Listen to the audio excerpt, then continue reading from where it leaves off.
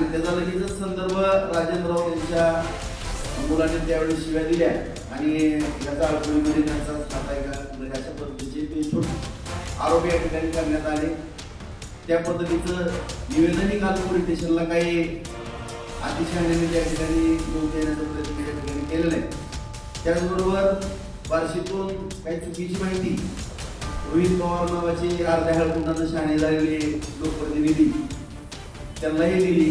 वास्तविक पाहता नेमकं पोलीस स्टेशनला कुठली माहिती आल्यानंतर फोन करणं किंवा माहिती घेणं किंवा कुणाकडनं तरी क्रॉस चेकिंग करणं ही राजकारणामध्ये जबाबदारीनं काम करणाऱ्या माणसांची असते. कारण आज आपण पाहतोय की आदरणीय पवार साहेबांनी या ठिकाणी राजकारण राज्यामध्ये देशामध्ये करत असताना बऱ्याच अंशी माहिती घेतल्याशिवाय ती कधी बोलली नाहीत आणि त्यांचे नातू म्हणून विरोध असताना या ठिकाणी खऱ्या अर्थानं माहिती त्या ठिकाणी घेणं चौकशी करणं अत्यंत गरजेचं असताना बेछूट आरोप केले की जहागिरी गेली पण फुगिरी गेली नाही.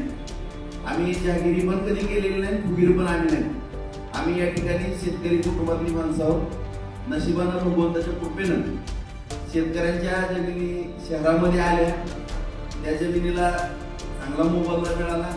त्याच्यातून आम्ही काही 4 व्यवसायाकडे आकर्षित झालो, वळलो आणि आमचे भगवंताच्या आशीर्वादानं चांगले व्यवसाय चालतात. त्यातनं आमच्या काही प्रगती होती की जर कुणाला खूपच असेल ती अत्यंत दुर्दैवाची बाब आहे.